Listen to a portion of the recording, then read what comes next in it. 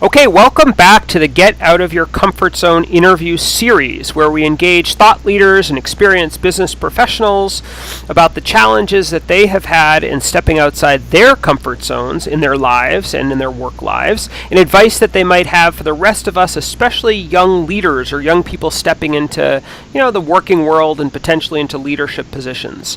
I'm Andy Molinsky, and today we have a very special guest, Justin Kang, who is the Executive Director of City Awake, a civic innovation lab of the Greater Boston Chamber of Commerce, which focuses on the bold ideas necessary to solve the local issues we deem frustratingly inexcusable in modern society. And Justin is also the Vice President of Economic Growth at the Boston Chamber of Commerce as well.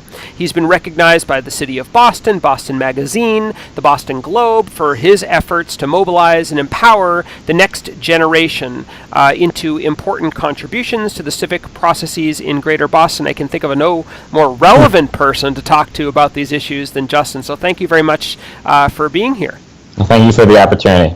Great, so let's jump right in. So the first question I have to you is about stepping outside your comfort zone. So, it's a challenge a lot of young people face, stepping outside their comfort zones. It's the topic of a book that I've written, some of my research, and I think it's a very important theme for a lot of young people venturing into the professional world. So I'd love to start here by asking you about a time when you feel you've had to step outside your personal or professional comfort zone, what it was like, what the challenges were, how you overcame them or are overcoming them, and we'll kind of go from there.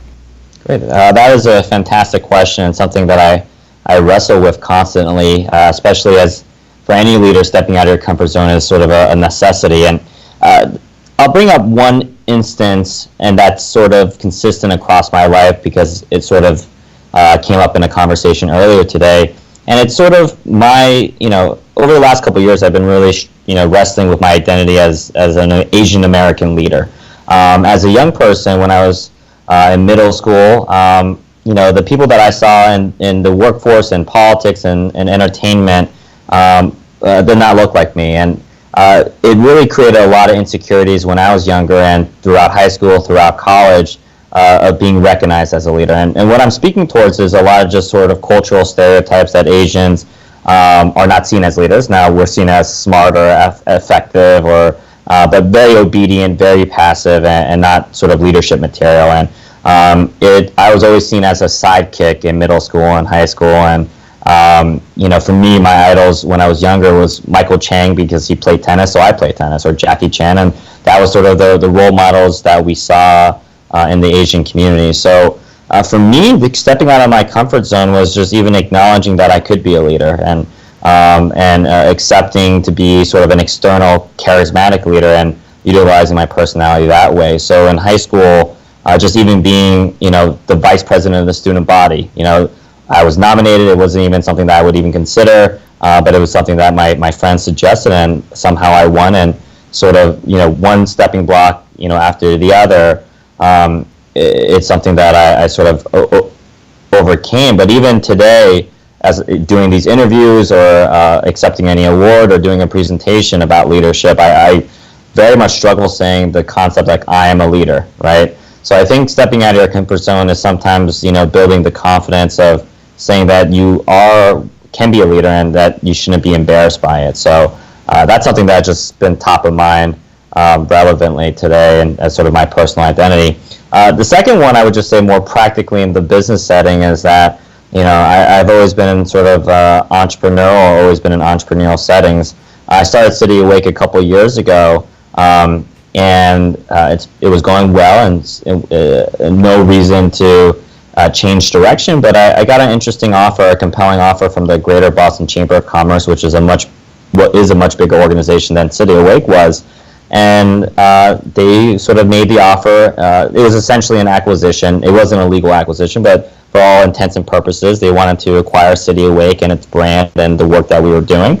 It's been a fantastic partnership, but I definitely had to step out of my comfort zone because the chamber, just operationally, is much bigger. It's a $6-7 million organization, nonprofit-wise, and City Awake was a scrappy little startup. So joining forces, it's just a standard change management issue. The cultures, my work style versus sort of the work styles of existing staff. And I'm very proud of how we sort of made it through over the last year and a half. But it was definitely out of my comfort zone, and recognizing, for me, utilizing the chamber platform, it gave me a bigger opportunity for impact, even though I might have lost some autonomy. So that was definitely a leadership challenge in terms of stepping out of my comfort zone. It was definitely a fun process. Oh, very interesting. Both of those examples, and I guess they're connected in a way. So I actually want to rewind for a second about the idea that that you were seen as a sidekick. I think you said in high school. Yeah. Did you feel like a sidekick, or did you always want to be more than a sidekick? Was that your identity? Was that the identity that other people put on you? Say more about that, and then what about moving from that to not being the sidekick felt outside your comfort zone? I'm curious. Yeah, that's a great question, because especially with race being such it's always been an important conversation, but maybe even more heightened, especially with social media and other channels. But it was only recently where I felt it that way. During the moment in middle school and high school, I didn't feel like a sidekick. I thought they were my friends, and they are my friends, and etc. But I was sort of the token Asian kid in my friend group, or the token minority in the group, and I see now back in retrospect, my nickname was Yellow, right? And it was a thing that I was playful at the time, and I do not make it into some racist incident, but at the end of the day, that was like how they identified me, right? And it was interesting, and for me, because of that and those incidents, it just always made me feel like I was not supposed to be the leading person in any group, right? But I really do credit a lot of high school teachers and mentors throughout the way that saw some potential and encouraged me to step out of my comfort zone and be an external leader. And did you what drove you? You just mentioned that some mentors in high school sort of encouraged you. What was inside yourself at that point? Was there part of you said, "Gosh, it's uncomfortable for me to step up and try to be a leader, but that's something I've always wanted to do," or now, I guess, in your current role, is it that I want to have an even greater impact? So even though being a leader might not be my natural inclination, I'm willing to do it. Or I don't want to put words in your mouth. What was your sort of kind of conviction or motivation? Yeah. I don't think I've changed it. I think my instincts have always been to lead or to start stuff, or if I see a problem, solve it. Just even in college, I started 4 nonprofits at Brandeis, and I didn't know what an entrepreneur was. But I realize now I have very entrepreneurial instincts and again, you don't have to start your own organization to be an entrepreneur, but it's about sort of identifying a problem and trying to solve it, right?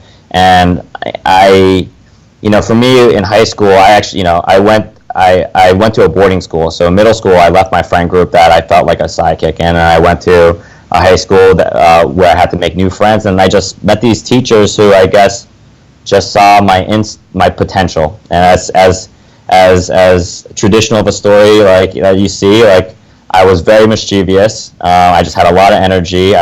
In middle school, I did get in a lot of trouble. In my freshman year, I was getting in trouble, and I think they just saw that energy, and they just convinced me to use it in more positive ways. So I think you really, it's again, you are who your closest 5 friends are. I think that's a classic idiom or something like that, right? And, when I was in middle school, I was just not surrounding myself with the most uplifting people. And in high school, because of the mentors, again, I saw a reflection in their value statements and perspective of the world, and it sort of just reflected onto me. That's really interesting, and I'll bet listeners will find that inspirational and also instructive. So thank you for that. I just want to switch gears now and ask you about you talked a little bit about high school, you talked a little bit about college. and you're in college, or someone else, the millions of people are in college, and then they leave college, and many of them step into the working world. I know some go to graduate school and so on, but many step right into the working world. And what insights or instincts or suggestions or tips or strategies would you have for young people who might feel like they're, I don't know, an imposter, or might feel like, well, what do I know stepping into this situation, and so on? Like how do you kind of hit the ground running, even as the youngest person or the least experienced person in the room? How do you gain credibility? How do you start to, get on that leadership trajectory? What are your instincts about that? I think, my most frequent comment or suggestion is is patience, I think. And this is coming from arguably an extremely impatient person. So that's very much my personality. But what I learned was patience and building an expertise, and not focusing on being successful by the age of 30, right?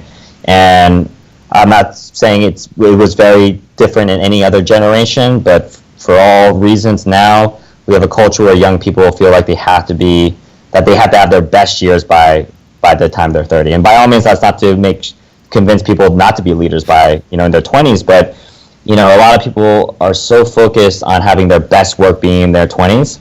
And it's a long game. It's a marathon. It's about building your career. And for me, I always think about, if my best years when I was 29 or 28 or 22, that's sad. I want to make sure that my career is just starting, right?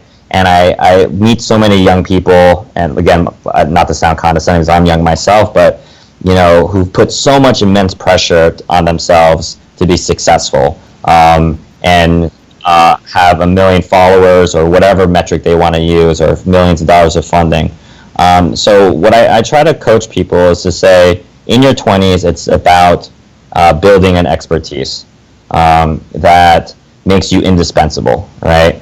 And whatever that might be, and I frame it in two ways. One is either build a skill set, or be the most knowledgeable person about an issue, right? So, if your skill set is marketing, is it content marketing, digital marketing, influencer marketing, or is it about, some policy issue, or et cetera? Or if it's a knowledge area, do you want to be the best on pre-K education or cybersecurity, right? So for me, I really try to encourage people to take the pressure off in their 20s and just surround themselves with the best mentors possible. I'm your typical millennial where I jumped around jobs every couple years, but it was a little bit intentional because I wanted to learn from amazing people. And even though I always had some focus of trying to make sure that I always do something around civic or social impact, I took jobs that didn't have anything to do with it because I knew in the long run I wanted to learn from just, again, mentors and people that I looked up to. And, over those years I had a bunch of great bosses, and that was my biggest parameter, and I learned very different things from each one.